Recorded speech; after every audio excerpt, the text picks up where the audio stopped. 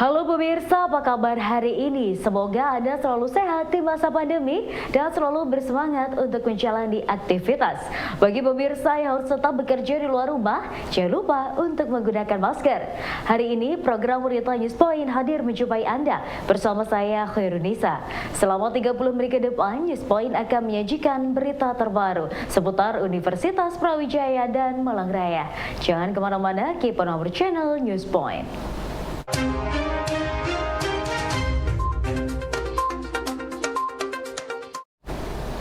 Guna meningkatkan kuantitas, kualitas penelitian, dan pengabdian kepada masyarakat, Fakultas Teknik Universitas Brawijaya selalu mengimplementasikan kegiatan Dharma Bakti dengan memberdayakan sumber daya mahasiswa yang sangat berpotensi untuk membantu beberapa desa binaan.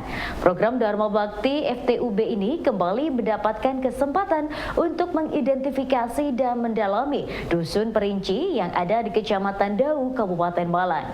Dari hasil pendalaman tersebut, Dusun Perinci teridentifikasi bisa menjadi desa binaan selanjutnya dari Universitas Brawijaya. Dengan ditetapkannya Dusun Perinci sebagai desa binaan ke-26, hal ini menjadi peluang bagi Fakultas Teknik Universitas Brawijaya untuk berkolaborasi dalam mengembangkan Dusun Perinci menjadi desa yang unggul, berkualitas, berprestasi, dan sejahtera. Wakil Dekan Bidang Kemahasiswaan, Alumni, dan Kewirausahaan Mahasiswa Fakultas Teknik UB, Heri Santosa Arsri, menyampaikan bahwa Fakultas Teknik Universitas Brawijaya akan membina Dusun Perinci dalam mengupayakan energi listrik dengan memanfaatkan sumber daya alam yang ada di sekitar Dusun Perinci seperti air sungai, dan juga sedang dalam pendalaman untuk perencanaan program bedah rumah di desa tersebut serta ide-ide lain program pengembangan untuk Dusun Perinci. Menurut Heri, pihak Fakultas Teknik UB akan terus memberikan pengawalan terhadap program Dharma Bakti yang akan dilakukan secara bertahap di Dusun Perinci ini. Kemudian kita juga berkesempatan untuk bisa mengidentifikasi, berusaha mendalami dan mengidentifikasi dari Dusun Perinci terutama, karena Dusun Perinci kemarin disepakati bisa menjadi tambahan desa binaan Fakultas Teknik Universitas Brawijaya. Yang selama ini kita punya 25 desa binaan dan jadi nambah satu desa Perinci dari 26, dan Bapak Kepala Desa sangat senang sekali dengan desa notabene dia ditetapkan sebagai desa binaan. Artinya kans peluang yang sangat besar untuk kita dan Pak Kalpi Desa berkolaborasi terhadap segala satu kendala ya yang bisa istilahnya mengembangkan desa Perinci menjadi desa unggul, berkualitas, berprestasi, dan sejahtera. Dan salah satu kemarin pemikiran juga ada upaya untuk mengembangkan energi dari energi listrik dari air, dari sungai dan sebagainya, dan itu kita dalami juga, termasuk ada kemungkinan bedah rumah dan sebagainya. Nah itu memang kemarin baru pertama kali kita berusaha bisa menjajaki. Nah, dan kemudian masih juga banyak sebenarnya ide-ide yang terkait dengan disiplin keilmuan masing-masing, termasuk peningkatan penerangan jalan umum. Ya, itu juga sebenarnya. Jadi semua dikumpulkan dulu. Pak Kepala Desa sampai kaget dan sangat khawatir kok banyak sekali ya kegiatannya, apakah mampu gitu ya. Nah, itu juga menjadi concern kami yang kemudian kita coba secara bertahap gitu ya. Karena memang harus kalau sudah mengarah pada sarana prasarana yang cukup besar dan memang itu sangat penting untuk desa sana itu kita harus perlu kawal ya, dikawal dengan baik dengan dosen-dosennya supaya tidak salah sasaran ya. Karena seperti PJU, kemudian ada energi surya juga kita mau kembangkan ya, kemudian dari energi dari air, sumber-sumber air, irigasi dan sebagainya. Sebenarnya banyak hal yang bisa diincar untuk bisa berkolaborasi dengan Fakultas Teknik. Ya tentunya bertahap ini. Dalam 1 tahun kita akan coba kembangkan secara perlahan. Di tengah pandemi saat ini, tidak menghentikan Fakultas Teknik Universitas Brawijaya untuk mengadakan Dharma Bakti. Dharma Bakti yang telah dilaksanakan sejak 43 tahun lalu, kini dilaksanakan di Dusun Perinci, Kabupaten Malang. Mahasiswa baru FTUB membagikan sembako dan alat kesehatan kepada warga. Tidak hanya itu, mereka juga menyumbangkan buku, alat tulis, serta perlengkapan olahraga ke Sekolah Dasar Negeri 2 Gading Kulon. Hal ini memang lebih diarahkan untuk pemberian bantuan sembako gitu ya, yang untuk masyarakat yang memang benar-benar membutuhkan. Nah, memang di Desa Gading Kulon gitu ya, di Kecamatan Dau Kabupaten Malang itu ada salah satu dusun namanya Dusun Perinci. Ya, dari kepala desanya Pak Wahyu Edi Prihanto itu, dan kepala dusunnya Pak Supriyarno itu memang menyampaikan bahwa Dusun Perinci itu merupakan dusun yang paling jauh, paling ujung, yang tidak tersentuh sangat sedikit tersentuh oleh program-program bantuan dan pengembangan. Ya, itu oleh karena itu juga kondisi lingkungan masyarakatnya memang banyak yang kekurangan.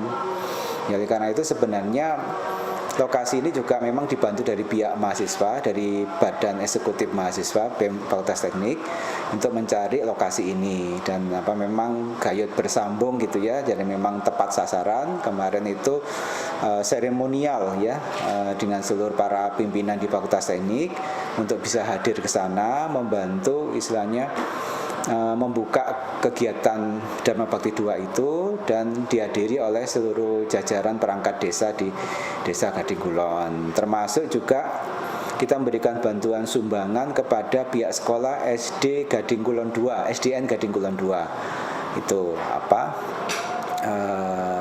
di situ kita juga memberikan bantuan-bantuan buku, alat-alat sekolah, alat olahraga, bahkan alat kesenian musik gitu ya, dan berikut bantuan untuk masker ya, untuk menjaga protokol kesehatan itu, karena itu juga keinginan Pak Kepala Desa, Pak Kepala Sekolah, bahwa memang karena kondisi kesejahteraan masyarakat yang di sana memang sangat membutuhkan. Jadi masker untuk anak-anak terutama yang bersekolah di sana itu sangat membutuhkan ya. Jadi banyak yang tidak pakai dan segala macam, memang tidak memiliki dana untuk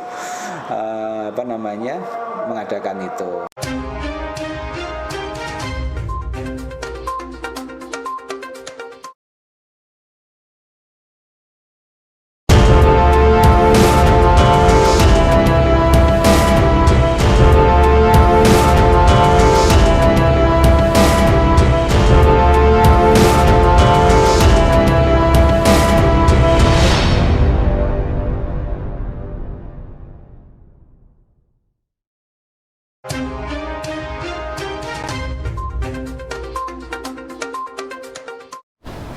Sebagai negara muslim terbesar dunia, ekspor busana muslim Indonesia masih terbilang kecil.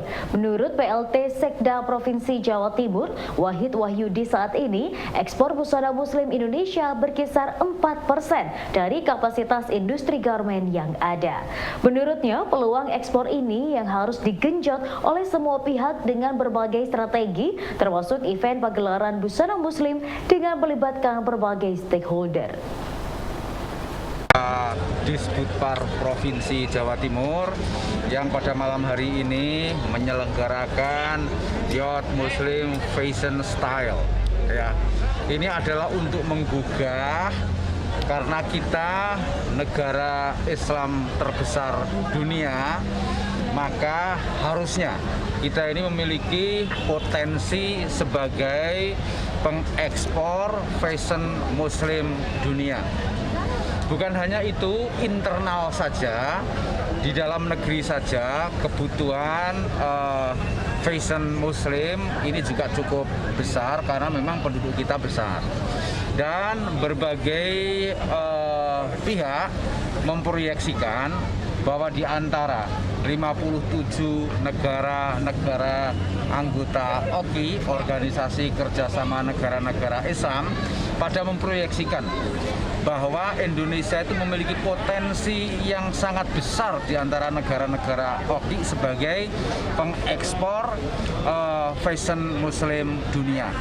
Nah, saat ini kita itu baru mampu mengekspor fashion muslim itu sekitar 4% dari garment. Jadi dari pakaian jadi yang diekspor itu baru 4% yang fashion muslim. Oleh karena itu, ini adalah event kecil dan semoga bisa menjadi percontohan untuk menggairahkan para desainer, menggairahkan produk-produk fashion muslim dari negara kita, sehingga kita harapkan kita ini tidak seperti makanan, minuman atau produk halal sekarang ini. Kita ini negara muslim terbesar dunia, tapi kita pengimpor makanan halal dunia. Ke depan kami berharap Indonesia itu bisa menjadi pengekspor produk-produk halal, termasuk juga pengekspor fashion muslim. Untuk mendukung perkembangan busana muslim di Jawa Timur agar dapat berkembang dalam skala global, Dinas Pariwisata dan Kebudayaan Jawa Timur menyiapkan beberapa tempat wisata sebagai sarana promosi busana muslim. Kepala Dinas Pariwisata dan Kebudayaan Jawa Timur, Sinarto, mengatakan bahwa saat ini kolaborasi antara dunia show dan tempat wisata di Jawa Timur sedang dikembangkan karena menjadi daya tarik tersendiri bagi wisatawan dan buyer luar negeri. Global melihat bahwa di Jawa Timur ada event seperti ini. Tahun kemarin yang Ijazah Fashion Harmony itu kami sudah mengkomunikasikan ke teman-teman yang ada di duta besar negara lain. Bahwa Jawa Timur punya produk-produk di sana yang bagus-bagus. Artinya apa yang ingin ditanyakan yang menjadi tujuan kita. Jadi kita masuk pada ruang pasar global, pasar regional dan juga yang ada di sekitar. Itu kita coba semuanya kita masuki sebagai peluang-peluang ekosistem daripada ekonomi basis master. Tadi kan sempat disinggung bahwa sementara ini kayak fashion show itu hanya di mall dan juga di parkiran. Apakah nanti ada tempat-tempat lain yang akan disupport? Kami kepingin begini, kebetulan nama kantornya kan Kebudayaan dan Pariwisata ya. Saya punya pikiran bahwa event seperti ini bisa jadi di tempat-tempat wisata, di destinasi. Artinya apa? Tempat itu saya pikir menjadi inspirasi teman-teman kreator ternyata. Tempat itu. Bahkan kemarin Ijazah Fashion Harmony itu dapat top 10. Itu karena memang keterpaduannya jelas. Dapat standing applause karena tempatnya ada di tempat wisata. Lalu lagi yang di-create adalah produk-produk Jawa Timur. Tempat wisata mana itu, Pak? Ya? Tempat wisata mana itu? Kemarin itu saya menggunakan Solong yang ada di Banyuwangi. Kita juga pengen mengeksplor Bromo. Suatu ketika di wisata-wisata buatan yang ini yang dibuat teman-teman t-shirtnya itu kan ada di Malang Pujon belah sana itu juga digunakan. Ada juga di Batu juga digunakan. Jadi tidak menutup kemungkinan nanti youth Muslim fashion ini akan dapat dikembangkan seperti itu ya? Dapat dikembangkan kemanapun ya. Saya tetap pengen menemani teman-teman desainer, pengen berekspresi di mana dan bagaimana. Ya mereka orang-orang kreatif mas. Provinsi, negara memfasilitasi, menemani sehingga semuanya bisa bergerak. Memiliki keterbatasan tunanetra tidak menjadi penghalang bagi Ricky Adiputra untuk meraih prestasi dalam bidang olahraga. Mahasiswa FISIP UB ini mampu menunjukkan kelasnya dengan menjuarai perlombaan lari. Ricky menuturkan bahwa dirinya memiliki tekad yang kuat untuk menunjukkan bahwa keterbatasan tidak menjadi penghalang untuk dapat meraih prestasi. Walaupun terasa janggal, namun dengan latihan rutin, dirinya mampu menunjukkan prestasi dalam lomba lari. Sebelumnya gini ya, yang jadi kita bisa lihat semua orang itu bisa loh berkembang, berkarya, apa saja yang dimauin, yang menjadi kemauannya masing-masing tersendiri itu bisa loh dicapai dengan cara ya kita berusaha semaksimal mungkin mengembangkan apa yang ada di dalam diri kita. Apa potensi apa yang terdapat pada diri kita. Seperti misalkan kalau saya kan minatnya nih mungkin di lari ya. Di lari, nah itu saya harus kembangkan gimana caranya ikut latihan gitu. Latihannya seperti biasa ya teman-teman semuanya.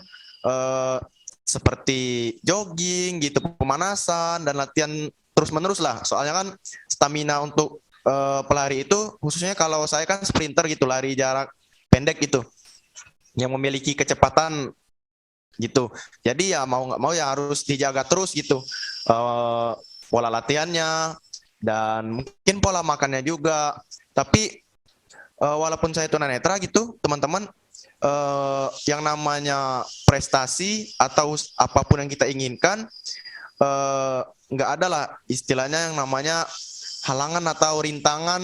Maksudnya seperti yang mungkin pada umumnya orang-orang itu masih belum tahu atau gimana, kalau tunanetra itu bisa gitu ikut cabang lari atau gimana gitu. Jadi kalau kita mau mematahkan stigma negatif dari masyarakat itu, ya kita harus tunjukkan, kita buktikan bahwa kita bisa gitu.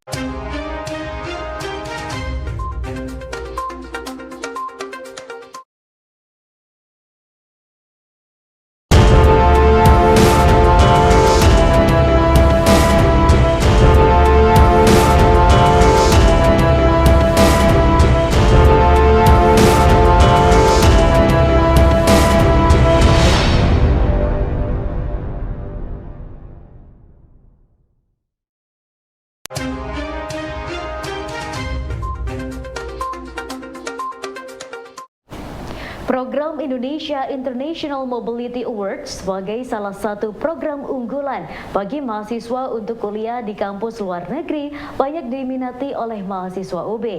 Untuk dapat menjadi peserta program tersebut, calon peserta harus melihat komponen biaya yang ditanggung dan tidak ditanggung. Menurut salah satu peserta, Isma Nurjihan Kansa Salzabila, secara umum semua biaya sudah tertanggung, namun ada beberapa juga yang tidak ditanggung.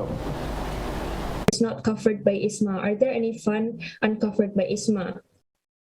Most of them are covered by ISMA, tapi ada beberapa kayak perintilan-perintilan yang nggak di-cover sama ISMA. Semisal kayak ketika kalian pengen apply visa, itu kan harus tes kesehatan, harus translate dokumen, dan juga mungkin kalian harus travel dari rumah ke Surabaya atau ke kota-kota besar lainnya yang emang di sana cuma bisa ngurus visanya.